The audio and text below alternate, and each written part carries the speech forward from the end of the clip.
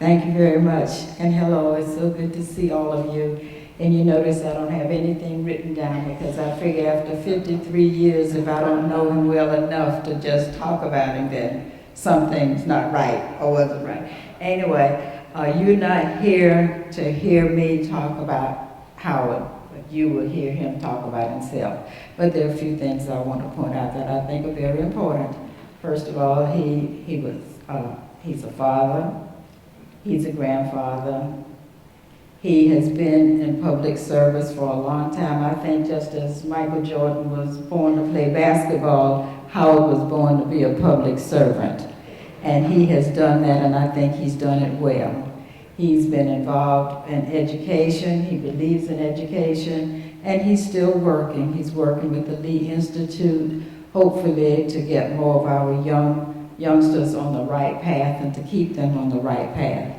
And it's so good to see all of you here. And I'm proud to introduce the man of the hour, Howard Lee.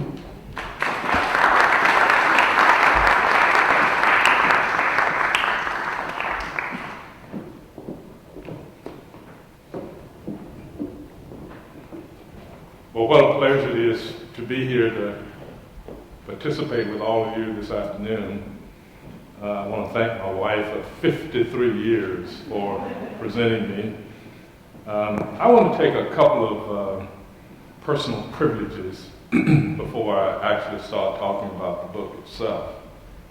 I certainly want to thank Ms. Abel for arranging this event and getting all of you in out of the heat so that you can relax in an air-conditioned place. I'd like to thank my daughter, Angela. This is a family affair with Angela being the executive director and my wife introducing me, and I'm here. So we try to keep the family together. But I want to pay special homage to a person who is in the audience who was one of my professors back in the 60s, Hortense McClinton.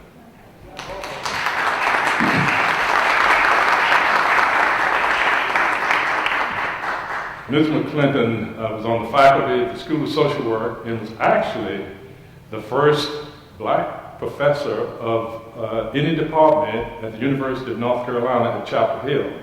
Keep in mind, when I came to Chapel Hill in 1964 as a student, there were only 18 black students in the entire university. And I was one of 2 students in the School of Social Work out of a class of 40. And she was the only faculty member that was in the School of Social Work at that time. So she really is a trailblazer and a pioneer. And I'm just so honored that she's still around and being vivacious and is setting the bar high. And it really is a wonderful model that all of us can emulate. You know, they tell me, Hortense, I always say that people don't stop doing things because they get old. They get old because they stop doing things. And you're not old because you're still doing things. Thank you so much. What I'm told I should do is to give you some overviews of the content of my book, and also want to recognize Marion Ellis, who was the person who edited the book for me. And he's here to make sure I tell the truth.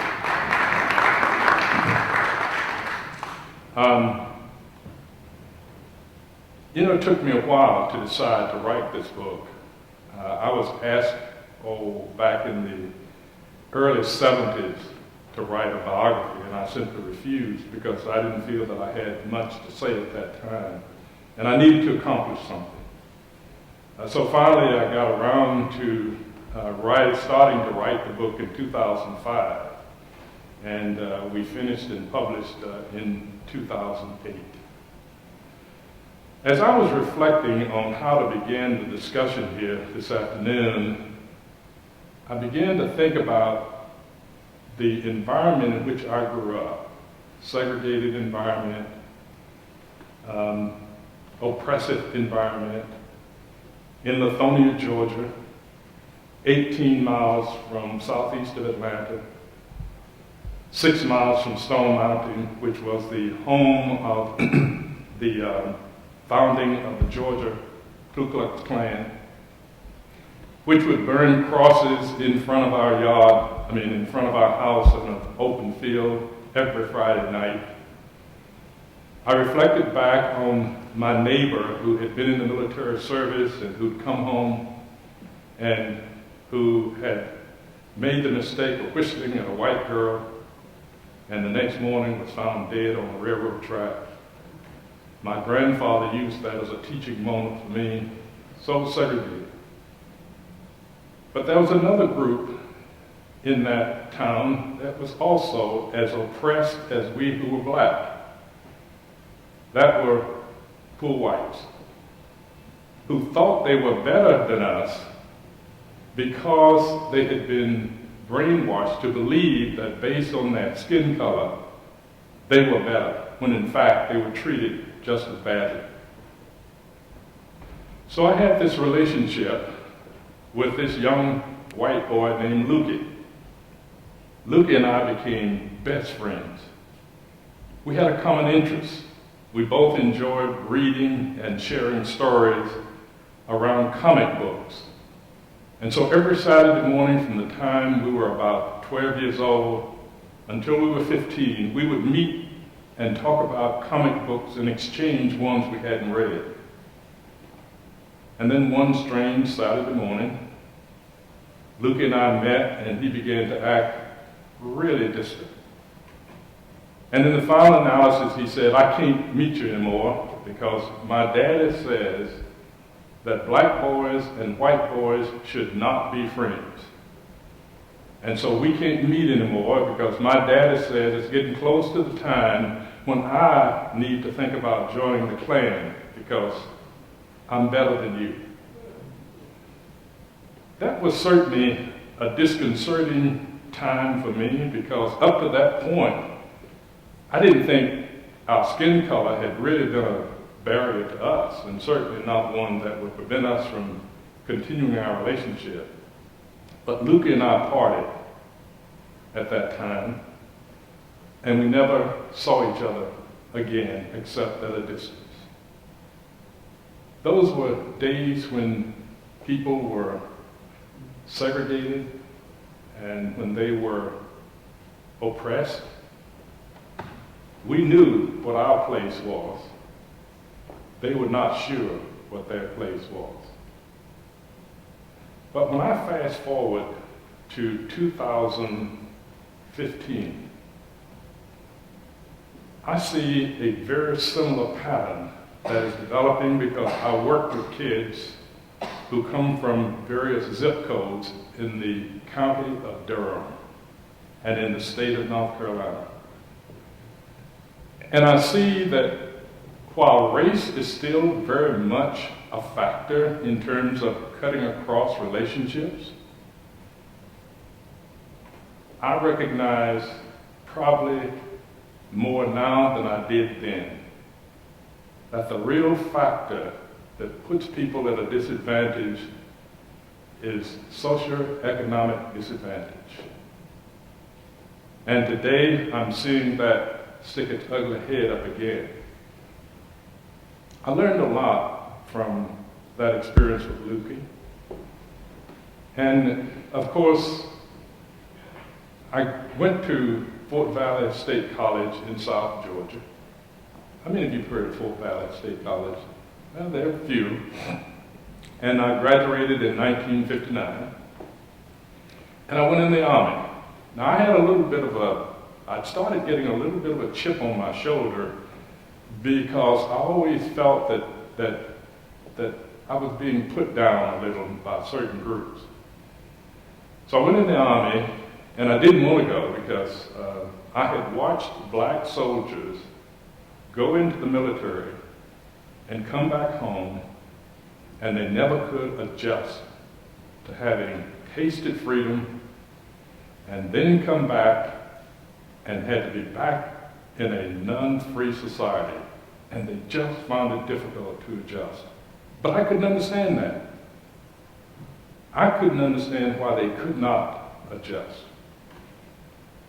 So my time came. I went to the military service.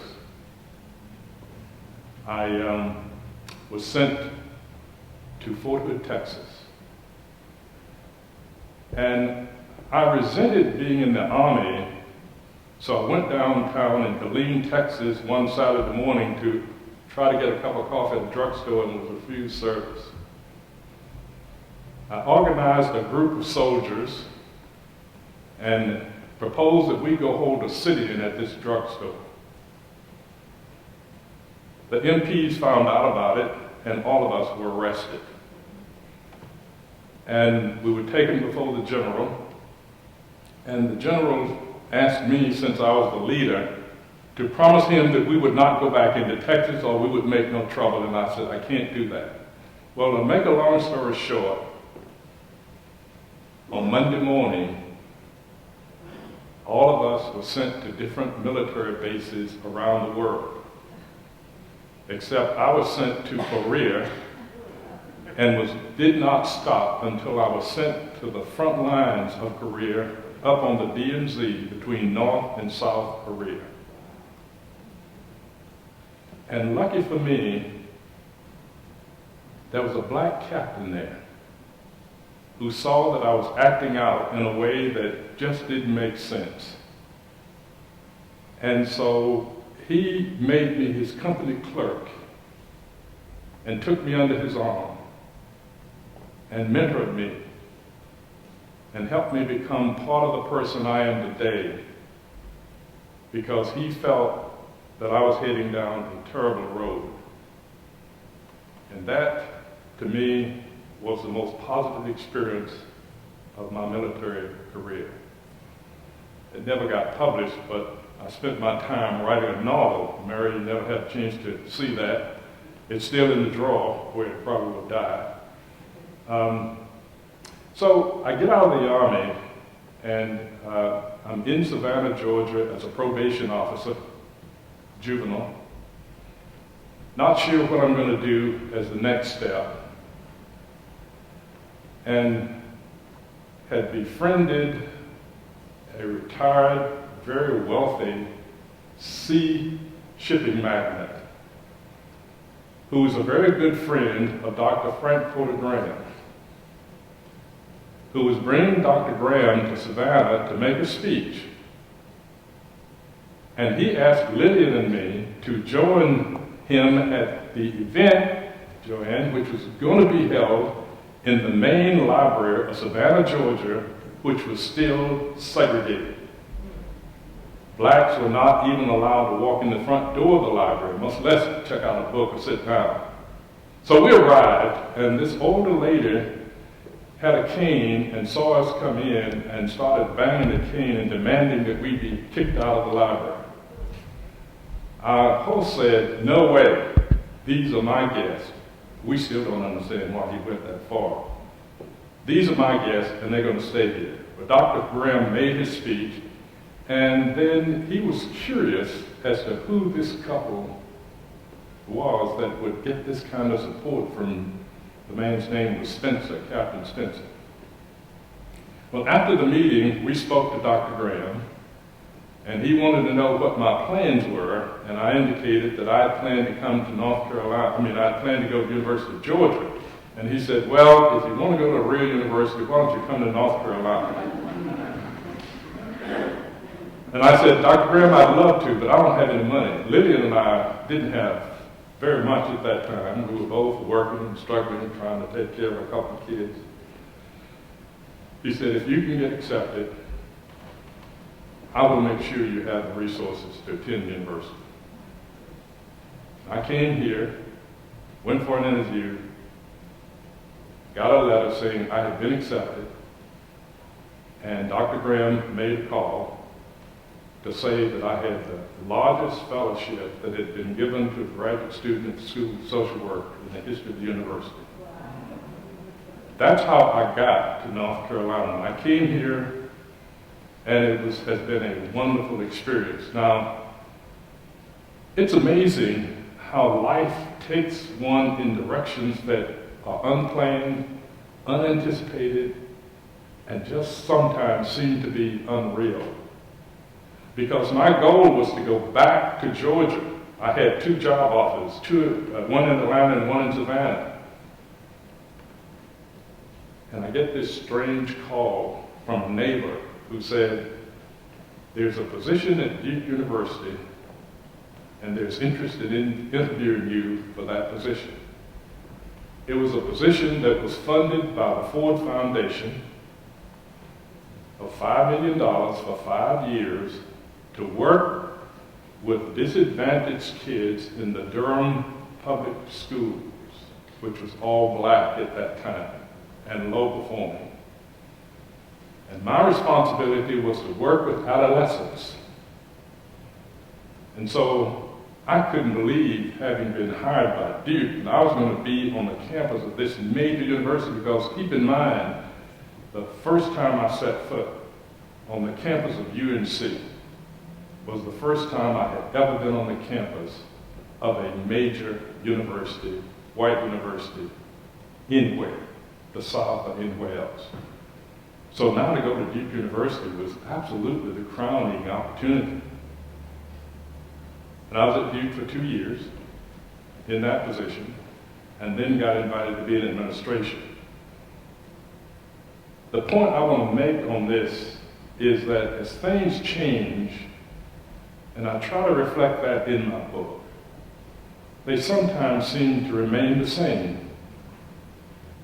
Because one of the schools which I worked at that time was Lowe's Grove Middle School, which was middle and elementary. And I worked with a group of marvelous kids.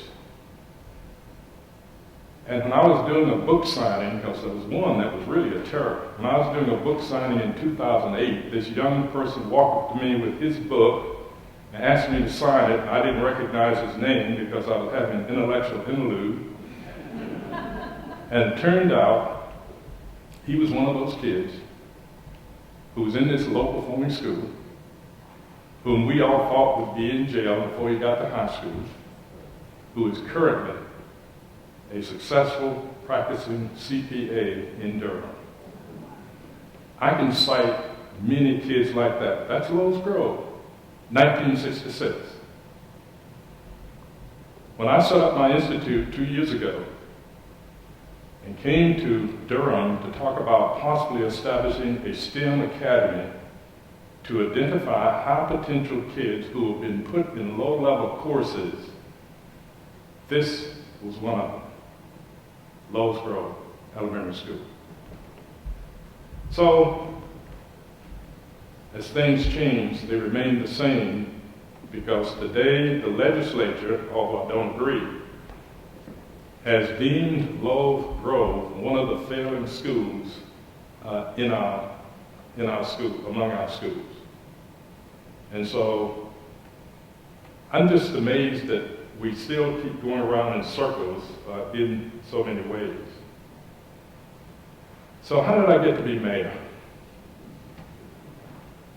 Now, I could stand here and read things out of this book for you if you like, but I can also talk you through and give you some thoughts behind the words in this book. Lillian and I, after I was employed by Duke, decided we were going to stay in Chapel Hill. There had not been a black family that did not have connections to Chapel Hill to relocate or settle in Chapel Hill in more than 30 years. We were the first new family with no ties to come to North Carolina and then settle in Chapel Hill. Most would settle in Durham. Black families, that is. So then we thought, this is a liberal community. We didn't know the history of the civil rights movement in Chapel Hill and how nasty it had gotten. Many of you probably will remember some of the ugly things that were done to demonstrators in Chapel Hill, but we didn't know that. We just thought we'd go and buy a house. But there had not been a new house built in the black community, which is northwest of Chapel Hill, in many, many years. So we found a subdivision called Colony Woods, and we wanted to buy a house on a road called Tinkerbell. And we went out to buy the house, and not a realtor in Chapel Hill would show us the house. We ultimately prevailed. There was one realtor, a realtor by the name of Mel Raskis, which I reference in the book, who just opened up his business, who showed us houses, but he had none we were interested in buying. But we bought the house on Tinkerbell Road. And then for the next year, our kids lived under the threat of death. We lived under the threat of death. We, one night, heard a noise outside, and I looked out of the window, and there was this cross burning on our yard. So I go out like an idiot, not knowing who put it there. I was so angry, and I kicked it down. Now, I don't know, somebody could have been lying and waiting, and I could have walked out there and so forth. But at any rate, we finally lived through that and found out that it was a group of teenagers who thought it would be fun, based on having heard conversations from their parents, to burn a cross because the parents said that's what we do, and we didn't want our neighbors to integrate. So that led to me asking the city council to pass an open housing ordinance, which they refused to do. Then Dr. King was assassinated in 1968. And I go back to the city council and say, why don't you, in honor of Dr. King, pass an open housing ordinance so no one will have to go through what we went through to buy a house. Still refused. And so, after conversation with a lot of folk, and after a lot of unhappiness expressed by my wife, I decided that I should run for mayor. Now, I didn't think I'd win, but I thought I should run to make a point about policies that needed to be established and to get those running against me to commit to carrying out and putting in place such policies. Now, keep in mind, think about Chapel Hill, and I describe this in great detail in the book. Unpaved roads in the black community. Lack of water and sewage access in the black community. No new developments in the black community. Keep in mind that Lincoln High School was an all-black high school with a strong athletic program, and Chapel Hill High School were being merged. And there were just really a lot of disgusting things that had not been attended to within the black community. And they had this big old ditch down there called Mitchell Lane that was dangerous for the kids, and collected oil and dirt and all kinds of cans. So there was enough to run on in Chapel Hill. And I didn't need to go out and make any great pronouncements, but I did, like, elect me mayor and I'll start a public transit system. And I ran, not expecting I'd get elected, and I got elected. The night of the election, I turned to Lillian and said, okay, now I've got it. What the heck am I going to do with it? But I became mayor and had a phenomenal success.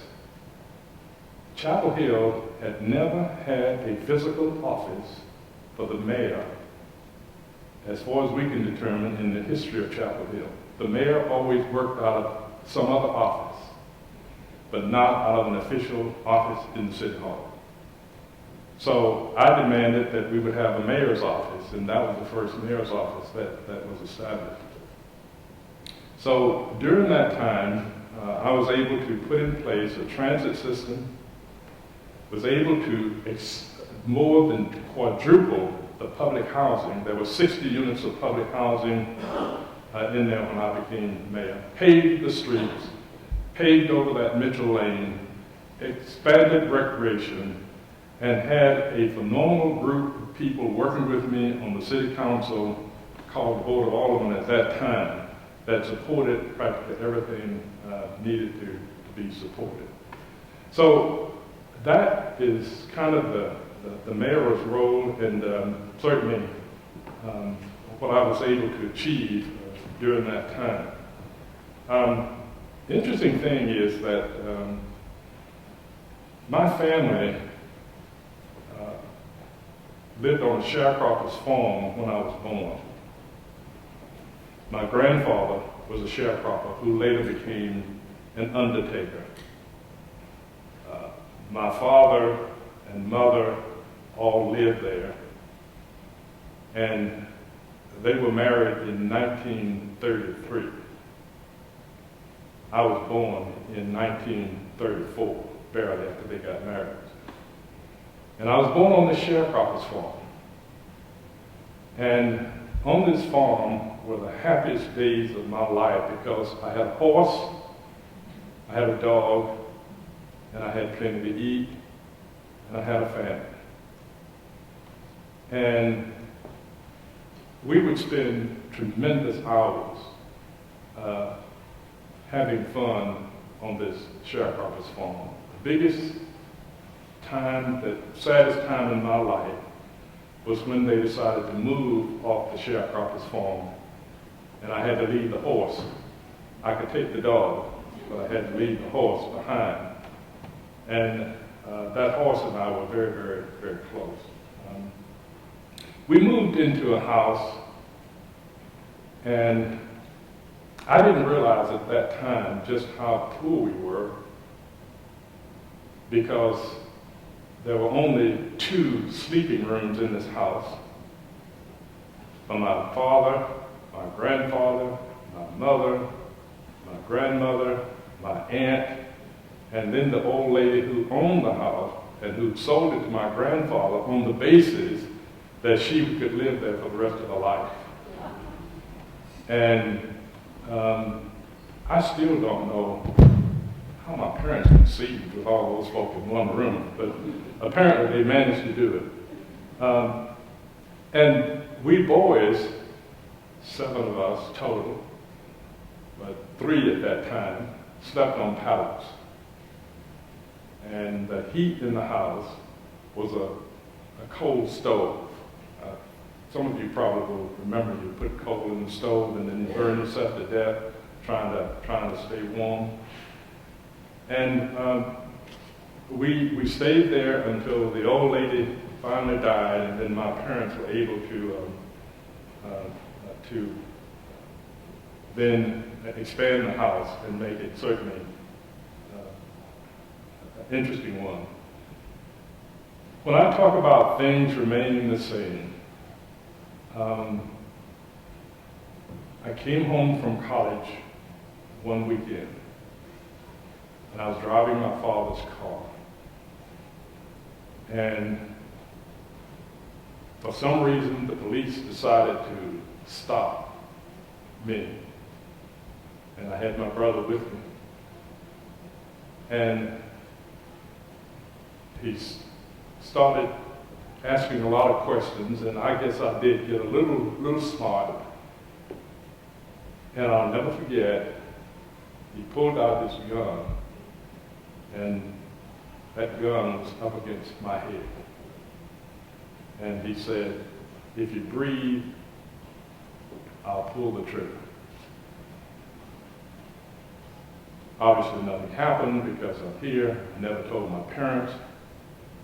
And but every time I hear about the behavior of certain policemen, not all, let me be very clear, that flashback comes back, and I think how close I came on that day.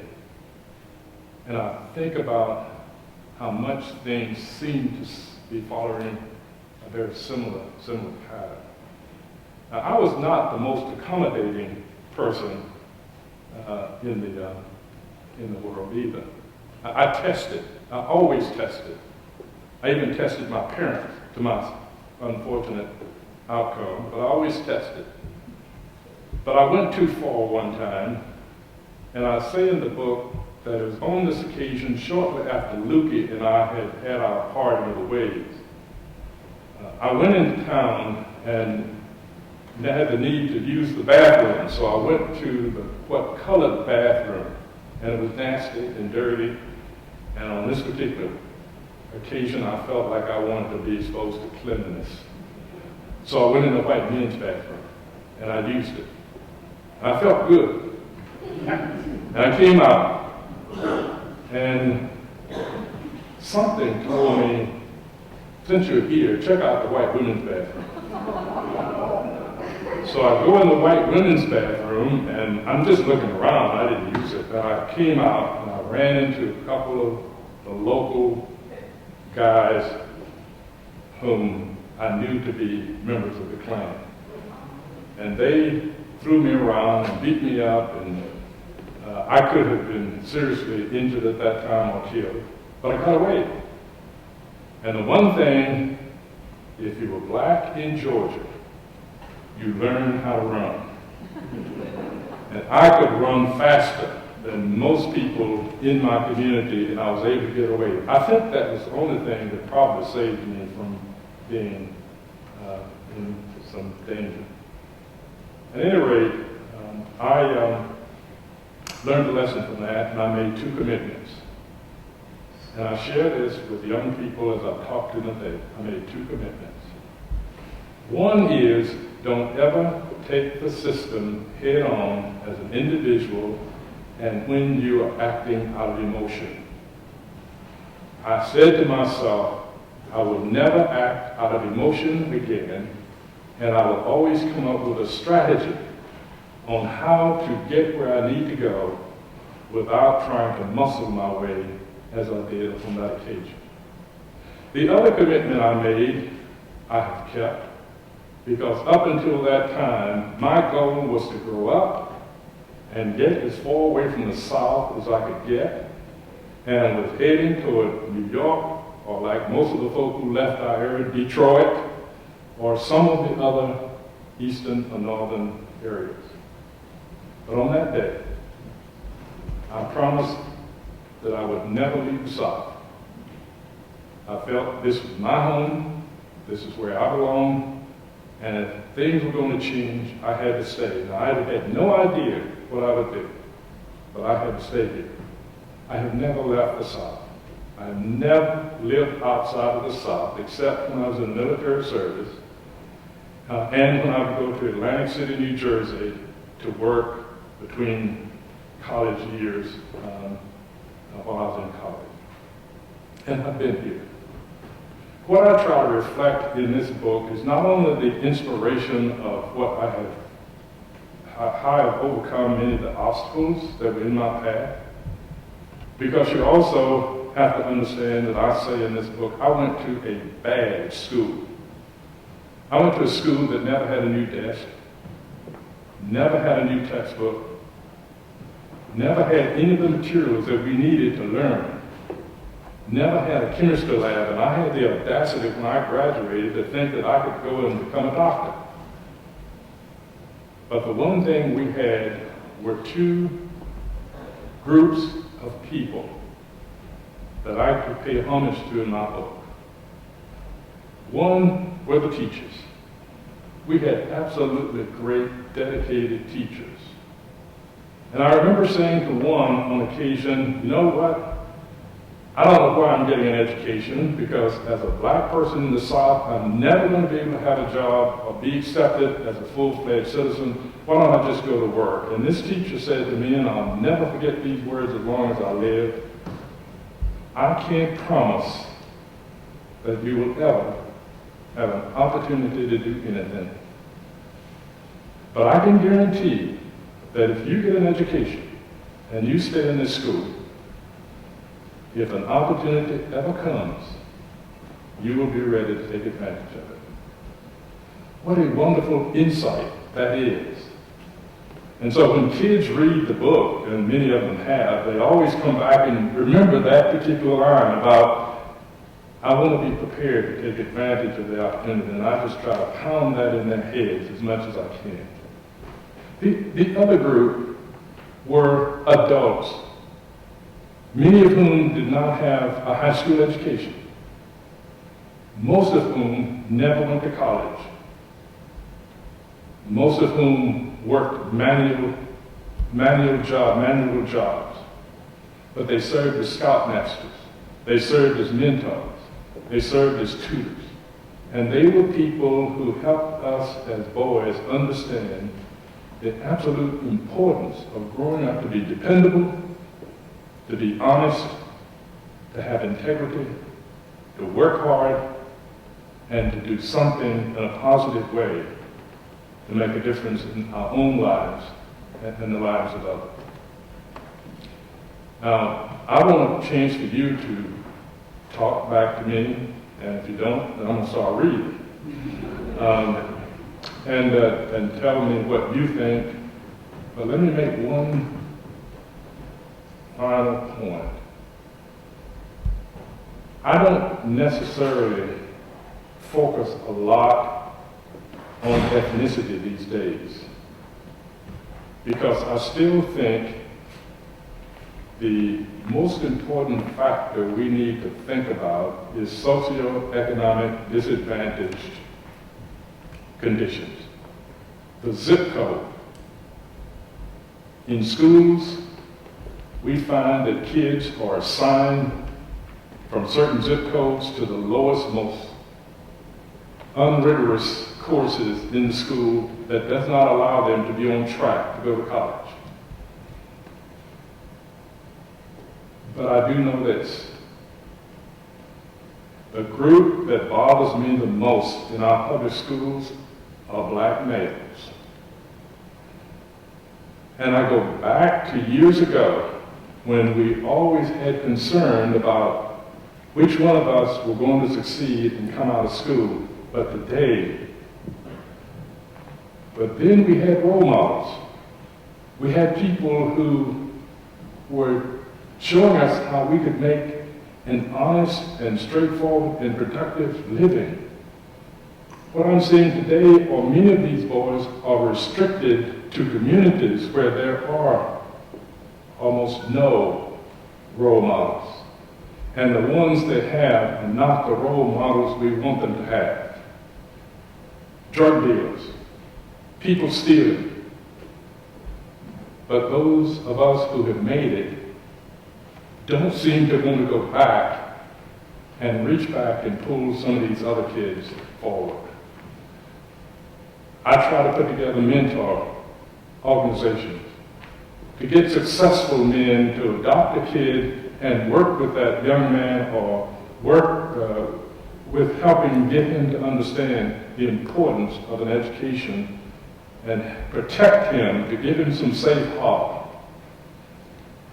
And it's a struggle, because there are a lot of people not willing to make the supreme sacrifice to be able to do what needs to be done. And that concerns me.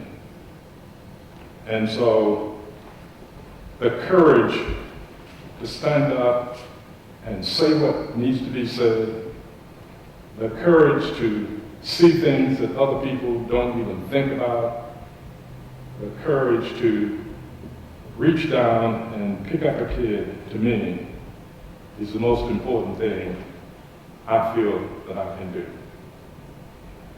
I'm going to stop there. I've talked about 35 minutes. Let me hear from some of you all. We are taping, so it'd be great if you would come up to the mic so we can get your question recorded. Harris, you want to come to the mic? Well, I can bring it to you. I can bring it to you. She can bring it to you. Say it. I just wanted to ask you to reflect on something. In 1976, you participated in something that was unique in Durham, North Carolina.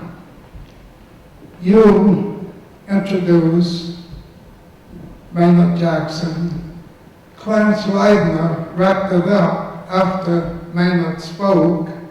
All three of you were the first African-American male of your respective cities. Now, what was unique was It was standing room only. It was a dinner, a fundraising dinner. Now, people wanted to hear the three of you. And would you believe they were willing to pay $5 to stand in the balcony of the honor? Now, you remember, at that time, the three of you could request an honorarium, but all three of you refused. And then I found out what the honorarium was at some of the white universities. Lots of money, but this was done because you could have an impact on the community. Right. Thank you for remembering that, Harris. I certainly want to make a point there that one of my role models when I was growing up in Lithonia was Mr. John Wesley Dobbs. Mr. John Wesley Dobbs was a man who was sometimes referred to as the Black Mayor of Atlanta back in the 40s and the 50s. And he would come see my mother, and each time he would be wearing a suit, a tie, and carrying a briefcase. And that was my role model. And I said over and over again, when I grow up, I want to be like Mr. John Wesley Dobbs. I want to wear a suit, a tie, and carry a briefcase. And I did. It came true. But the point I want to make is that it was not until I was making a speech in Durham and I referred to Mr. Dobbs telling that story. In the audience, unknown to me, was Josephine Clement. That was her dad. I had no idea she was there, and of course, I later learned that Mr. John Wesley Dobbs was the grandfather of Maynard Jackson. And in 1972, when Maynard was having difficulty getting his campaign off the ground, a fellow who was with WSGA television wanted to do a special on Maynard Jackson and came to Chapel Hill and spent a week following me around to do this special so he could influence the attitudes in Atlanta toward Maynard as a black mayor.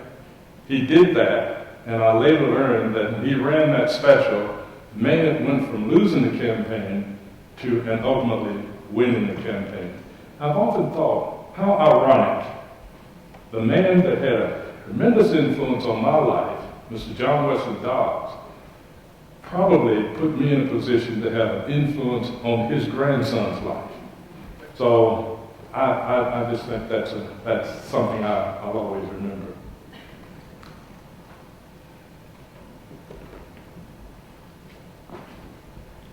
Excuse me, my name is Marion Ellis. I helped Howard on his book, and I've said to many, many people, he's the luckiest man alive. To grow up, when you grew up in Lithonia with those conditions, to become mayor of the chapter, first black mayor of a white,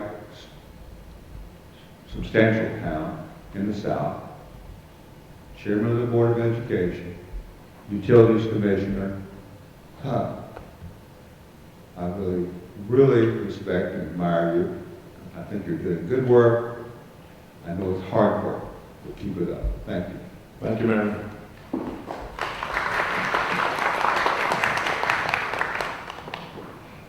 Mr. Lee, I have a couple of questions, and especially with your just sharing that history with regard to the impact and your passion for young black men and schools and the institute that you have. Would children consider you financially wealthy based on where you live and the monies that you have or make? And then how would that impact them and their being at the institute? You know, that's amazing you'd ask that question, because 2 weeks ago I was invited to Chapel Hill High School to lecture, and the topic of my lecture was rich versus wealth. And what I said to the kids there, and what I say often to kids, is that there's a difference in being rich and being wealthy. And I often say Donald Trump's rich, but Warren Buffett is wealthy. wealth is not based on just how much money one has. And I try to say to kids, you can always make enough money to survive and to live. Lillian and I are far from being rich. We've been comfortable, but we're not rich. But I consider us to be extremely wealthy. And why? Because if people love you, if people respect you, if you're able to reach resources and extract those resources when you need them, if you have people who will come to your rescue and support you when you need to be supported, if you have good health, these are all factors that, in my opinion, absolutely, as far as I'm concerned, add to one's wealth. Wealth is having enough money to be able to get what you need when you need it.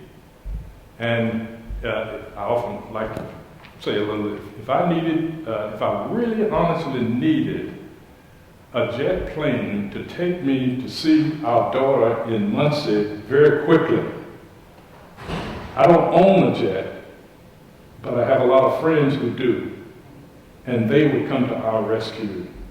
And that's out of respect, that's out of trust, that's out of belief, and that's valuing our relationship. So I don't want kids to be caught up on, I got to make a lot of money in order to have a good life. That is not a good life. Having a good life is being able to do something that brings satisfaction, but you also need to make money in order to have a comfortable life, and you need to do that as well. But I don't hold it against anybody who makes a lot of money, but I want people to understand that I don't think I've been left here, and I don't think I was placed here just to make a lot of money. I'm doing what I have done, and I tell you, I've been so happy, but we have not wished for anything, and I want people to understand that. Oh, thank you. And see, that will lead into the second question. I thoroughly enjoy you when you're on North Carolina Spin. Will you please give the backstory of how you got to be on North Carolina Spin? You know, I know a lot of people say, well, you know, that's really a conservative show. Well, you know, I have the good fortune of getting along with anyone. Believe it or not, and my wife cringes when I say this, I'm Jewish, but I got along with Senator Jesse Helms. We had a good relationship. We didn't agree, and we didn't talk about the things we disagreed on, but I got along with him. And on Tuesday, while he's Tea Party leaning, I'm going to have a conversation with the Lieutenant Governor. I don't know him, I've never met him, but my position is that if I have something that people would like to extract and they have something that I'd like to extract, I can cut across lines and work with people, and I will not allow a label to be a barrier between me looking for the best in people. Now, part of that is my social work training. I believe that there's no one who can't be reached, and I believe that everybody has a value, and our goal has to be to extract that value from people. Let me just tell you another story. I'm a member of a golf club, and I basically stay a member of that club because it gives me access to a lot of rich people. And there is one person there that I have a very good relationship with who is a real right-winger. He's a real right-winger. But we can sit down and have a wonderful conversation. Every year he flies off to Florida for 6 months and he comes back and he wants to talk about what's going on and he has this interest in education and so forth. One day I'm riding to my office and I get this call from him saying, you know, I was reading about your institute and you're touching the lives of a lot of people. And I like what you're doing with those kids in these poor schools. And I want to help. So I'm sending you my first check to your institute of $15,000. And I'm going to pledge to you that I'm going to send you something every year to help you do your work. I don't want anything back in return, and I'm not interested in having a whole bunch of reports. I just trust you to do what you say you're going to do. So when I was invited to be on NC Spin, I've known Tom Campbell from the time his hair was black and I had hair. And we've gotten along well, and I can work with anybody. And that's been my goal. And that's the one thing that I have learned, you all, through the years, from the day I stepped foot in that bathroom. I learned that you have to find ways to cut through the malarkey and get to the real person and gain what you can from the distraction you can get out of that relationship. So that's me. Yes, Tommy. Oh, man. I'm not clear on your involvement in Durham versus Chapel Hill, but we've gotten very interested, especially in my church, St. Philip's, on some of the history of the civil rights movement in Durham, and I wonder if you have any insight into that, Malcolm X University, all the things that were going on here. Yes, I certainly had an interesting relationship with Howard Fuller, who was certainly one of the key people in that development. Howard and I didn't always see eye to eye, but we always communicated. And since then, we've become much closer friends. He used to be one of the people that said I was controlled by the system, but now he's a member of the system, so we're on the same page now. But that was an interesting movement at that time. And of course, Operation Breakthrough was very important in the development of things going on in Durham. Nathan Garrett, probably many of you might know, was one of the key architects of the North Carolina Fund, which had the development of Operation Breakthrough. So when I was at Duke, we worked very, very closely with all those folk. Ben Ruffin, the late Ben Ruffin, unfortunately, and Ann Atwater, all were part of the group that was trying to save the very same kids we're working to try to save now, except those kids are now the parents of the kids we're trying to work with. It just, poverty just seems to not ever let go. It's a vicious circle, and we've got to find a way to break it.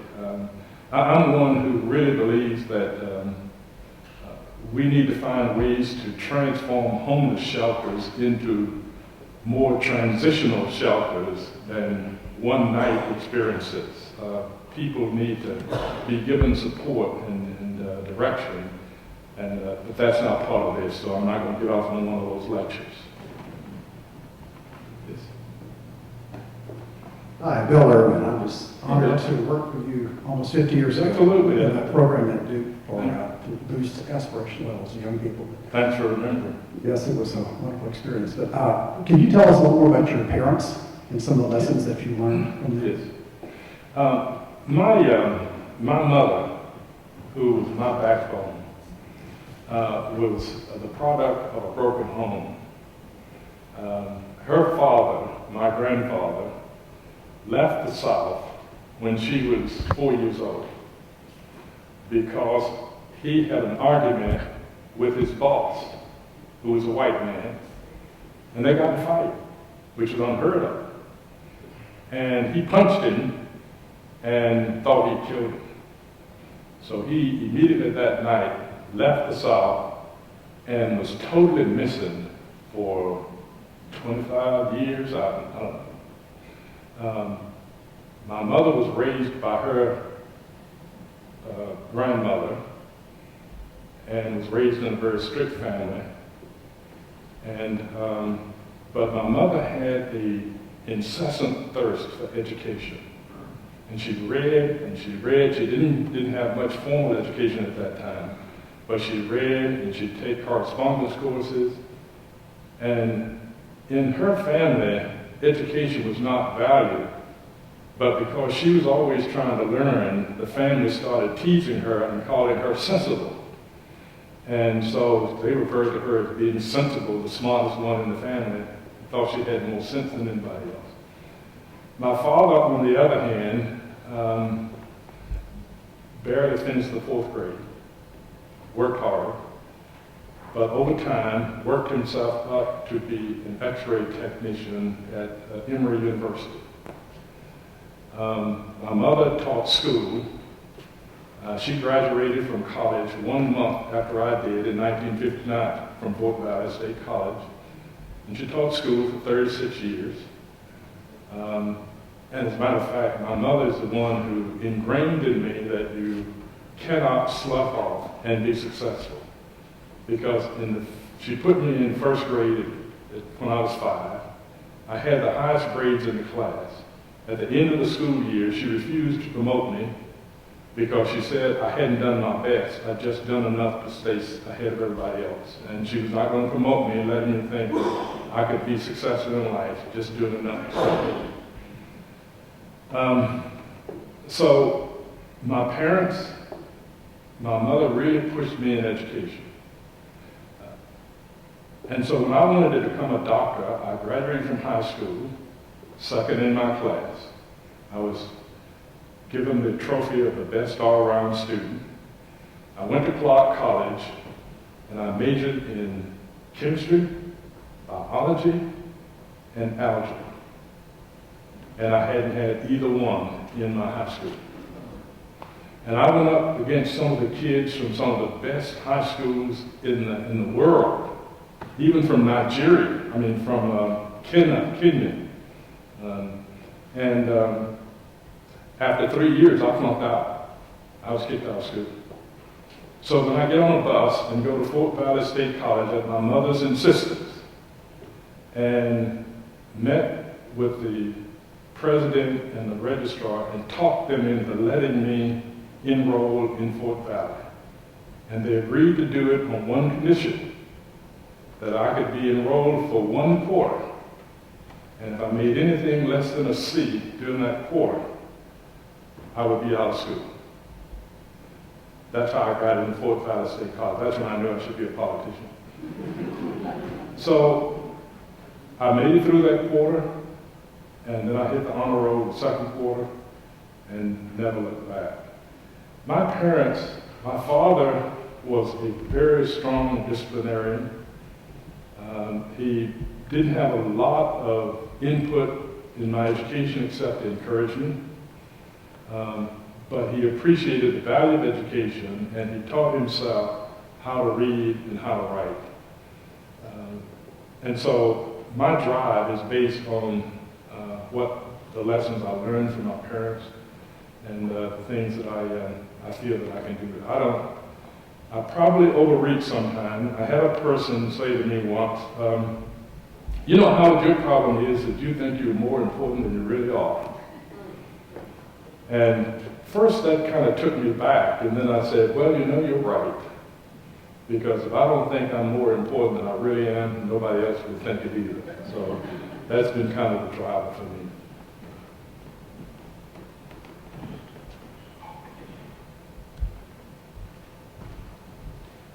Tommy McNeil, President of Friends of Orange County Public Library. Could you share with us your relationship with former Governor Hunt and President Friday, how they shaped you politically? Sure. Governor Hunt and I met in 1967. I was one of the first, Harris, I don't know if you were part of the Young Democrats at that time or not, but we met as Young Democrats.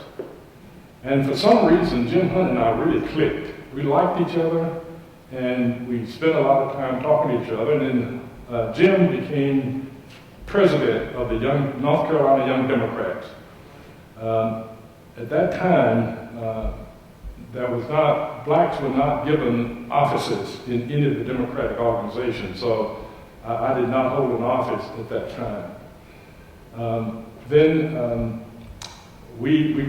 When he and I had another conversation, because in 1972, I really wanted to run for lieutenant governor. But he had decided he wanted to run for lieutenant governor, and I knew going up against Jim Hunt with back Terry Sanford, Burt Bennett, and a lot of other people, I didn't have a crowd. So I supported him for lieutenant governor. And then in 1976, he was one of the people who encouraged me to run for lieutenant governor. And so we kind of ran our campaigns parallel. He was supporting me as much as he could without getting in trouble, and I was supporting him as much as I could, but we were negotiating things. And I never forget, one night I was flying from Newbern to Charlotte to do a campaign ride, and Jim was flying into Newbern, into Kinston, and I had to land, make an emergency landing with my plane in Kinston, and the plane hit the runway so hard people thought it had crashed. And Jim Hunt got off his plane and came over, and he was just very concerned that if I needed his plane to go on to Charlotte, that I would have his plane. So in 1977, when he became governor, he had talked to me about being possible Secretary of Health and Human Services. Instead, he asked me to take over the Department of Natural Resources. At the time, I thought this was such an unfit position for me, but it turned out to be the best position I could have had. And I can't go through all of those stories. Some of those stories are in the book about how I had to interact with the marine fishermen and how I had to shut down a water company because they refused to extend water lines to a black town in southeast North Carolina. And Jim Hunt always backed me. He backed me every step of the way, even though some of these things were very uncomfortable. The most uncomfortable time we both had was around the Wilmington 10.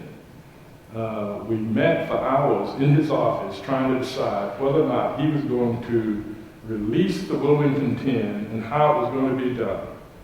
And there were some heated arguments in there, and he was always most reasonable, but boy, his advisors, some of them said, absolutely not.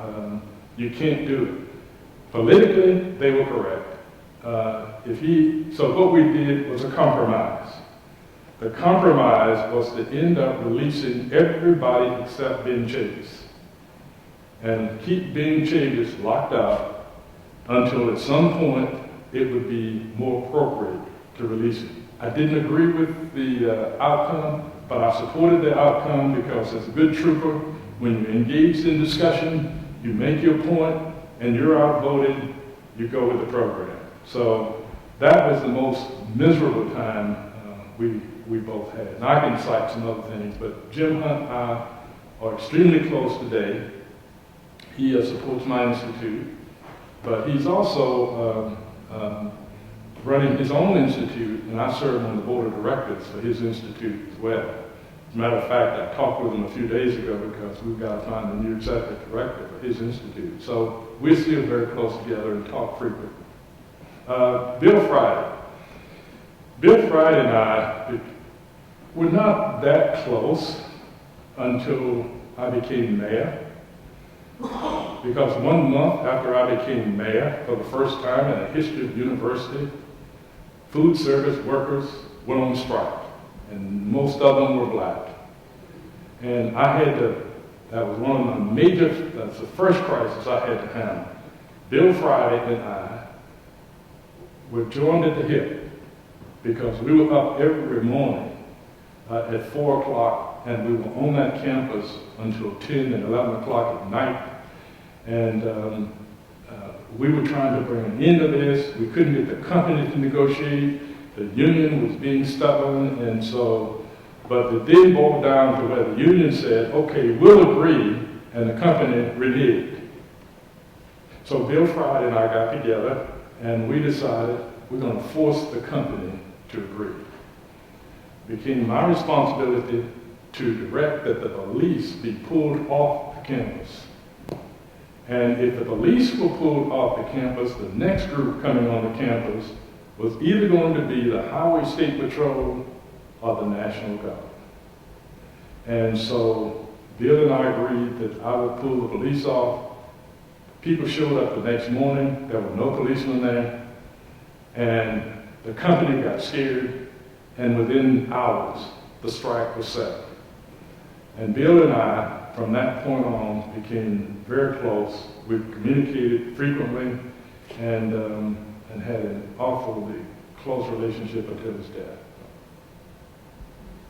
And Terry Sanford and I were very close too, but we won't go into that. Somebody else was, yes. I'm having fun as long as y'all are. Hi, my name is Leonard Satterwhite, and let's see, I was born in 1952 and also grew up as a sharecropper here in Durham, so we have some things Oh, yes, in common. yes. But my question is, for someone who wants to be involved in helping young black men, what is your advice, just the best way to go about that, number one? And then my second question is, having lived and grown up in the South, what do you think are the most important changes that have occurred in the South in the last 50 years? Why are you proud to be a Southerner? Well, first let me start by saying I've always been proud to be a Southerner from the time I was 15. I really loved the South. And even before then, I loved it. I enjoyed the weather. I still think Dixie is a very interesting song to me. I like humming Dixie now that I'm where I am. Didn't sound so good always, but I just think the South has so much, has had then and now has so much potential. I think the strongest word I can use in describing why I feel strongly about it, it's choice. I think choice is the most important word in our vocabulary. If I could choose to be what I want to be, and nobody can stop me from being it, and I value that word because I always didn't have choice. I couldn't choose the school I went to. I couldn't choose the neighborhood in which I lived. I couldn't choose where I sat in the theater. And if you go on and on and on. So today, I can choose. And I know I get an awful lot of questions from time to time from people saying, yeah, but we went through all this civil rights movement and we did all these demonstrations, and now we still are segregated. And as far as I'm concerned, physical segregation is all right, as long as you choose it. You choose. If you want to live in an all-black community, you choose to do that. If you want to live in a desegregated community, you choose to do that. But nobody can stop you from doing it. That's what I disagree with. And, when I was running for mayor, some of my opponents decided, well, we're going to take him down on the basis of abandonment of the black community. And they say, well, he's worked at a white university. And Lillian and I attend Binkley Baptist Church, which is a majority white church. And my position was, I chose to do those things. I chose to work at Duke University, and I chose to attend Binkley Baptist Church. You make your choices, I make mine. That to me is the most important thing. And you made another point, I'm having an intellectual interlude. A second question, for someone who wants to work and help. Oh, yes. I really think that there is a lot of hunger among young black boys out there to be affiliated and associated with somebody to whom they can look up and share some thoughts and insight. They are absolutely hungry. When I go and sit down with these young boys and talk with them, they're just clinging because they're so hungry for this male relationship that they're missing, and they have so many questions. And once they trust you, then of course that becomes amazing. I have a young man who today I meet with on a continuous basis. He runs an organization here in Durham called Movement of Youth. His name is Atreus Good. Atreus came out of a home in Charlotte. His mother was a crackhead. He watched her beaten. He watched her engaged in prostitution. He was homeless. And one man in a group called 100 Black Men picked him up and associated with him. He graduated with honors from high school. He attended and graduated with honors from UNC, and he is today raising money and working with up to 200 kids in various schools to put them on the track to go to college. That came from one man who picked up this one young boy and who nurtured him through some of the most difficult years. Not only that, but Atreus went back, found his mother, got her in a community college, got her a degree, and from everything I can understand now, she's living a very successful life. It's the ripple effect. It's one person engaging with one person, one-on-one, and you just never know how many others are going to be impacted. That's what I try to say to groups of males when I meet with them, and you don't have to be the same color. Let me make it very clear. I don't believe black boys necessarily have to have a black male to mentor or nurture them. It can be somebody who cares, and somebody who's willing to put in the time and the effort, and who's willing to help these kids understand how to develop the inner guts that helps them learn how to swim with the sharks and not get eaten. Yes, ma'am.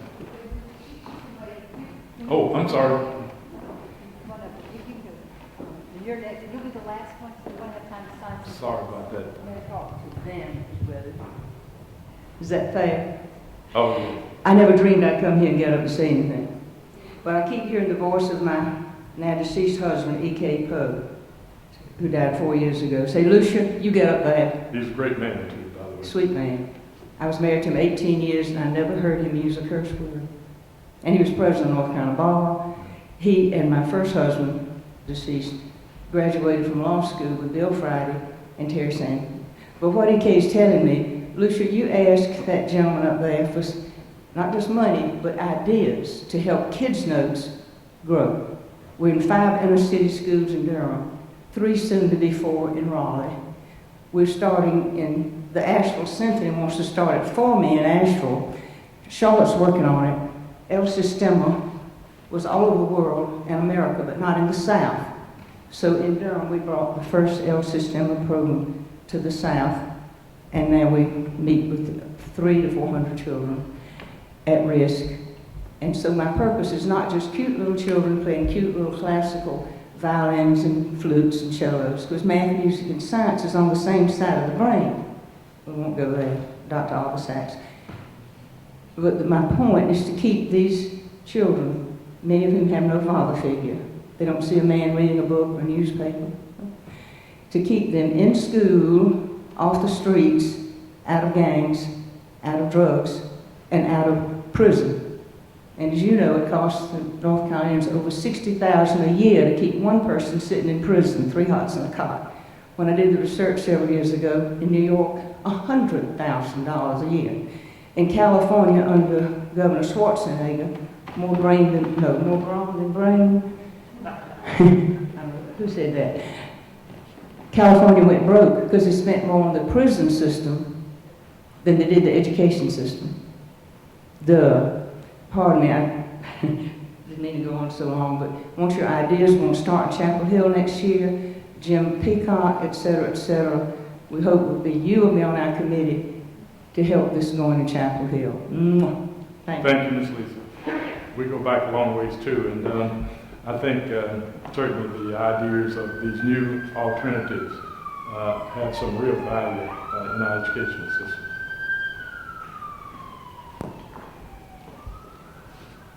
I have 2 great-grandchildren that are growing up in Florida. They are 5 and 6, and there's not a father figure in their life.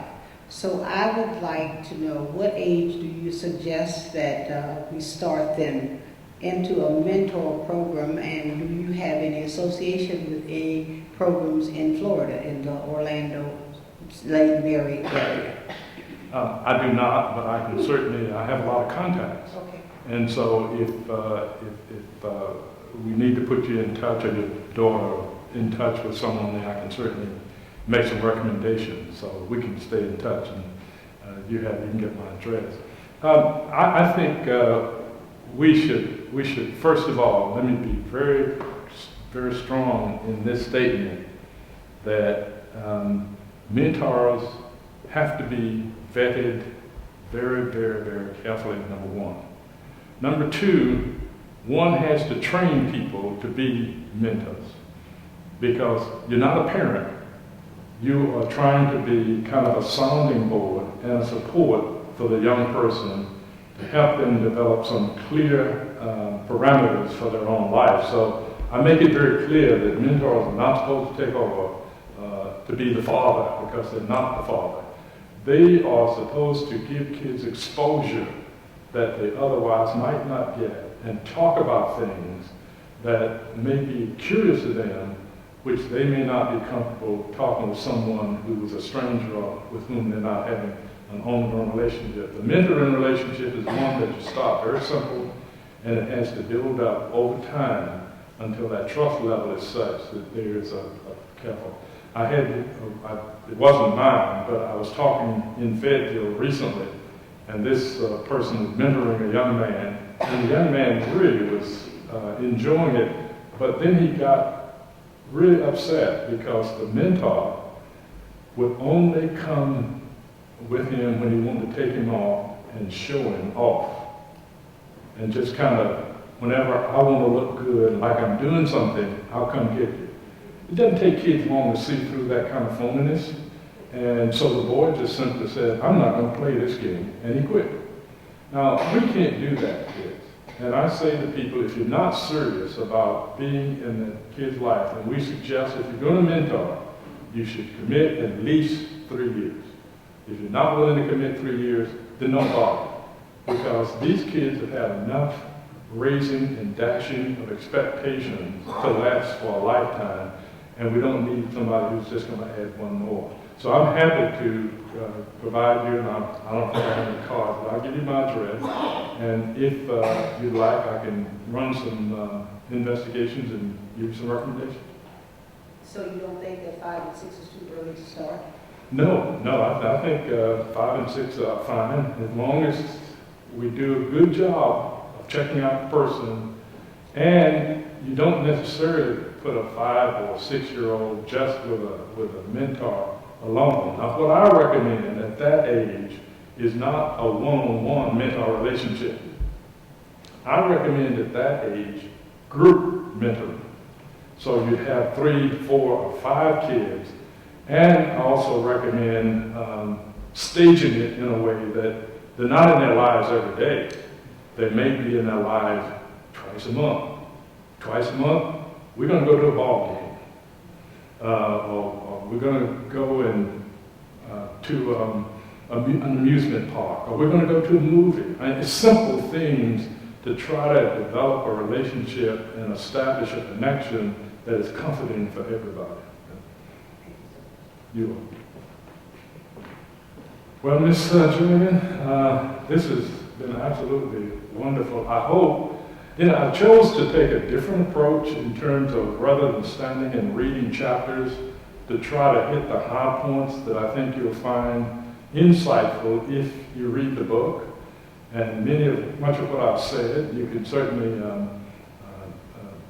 be able to get more detail about the whole experience. But it's good to see old friends and reconnect. But finally, let me say that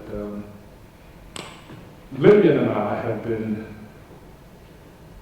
very, very blessed.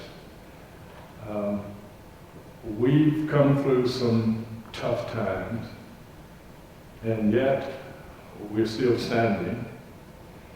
We're not the only ones who've come through tough times, but we just feel that at this stage in our life, our goal is not to try to gain things for ourselves, because we have 3 children. They're self-supporting. Our oldest is Angela, who's here. Our second oldest is our son, Noel, who's in Georgia. And he's in the exotic car business. He sells cars I can't afford. And our youngest daughter is Associate Athletic Director at Ball State in Muncie, Indiana. We have 2 wonderful granddaughters.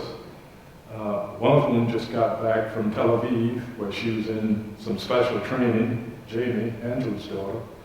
And our youngest is a math teacher in Atlanta. She was in Chicago, and she left Chicago and come back to Georgia. But she's always back in Chicago on the weekend, so we couldn't keep her out of Chicago. So she'll probably end up back there one day. And so we're both in reasonably good health. And my goal is to try to encourage and inspire as many people as I can. And I encourage kids to dream, because it was dreams that helped me survive living through some of the difficult days of the South. And my dreams inspired me. But then dreams have to be transformed into hope. And hope motivated me. And then finally, the foundation of it all is faith. Faith in yourself. Faith in others.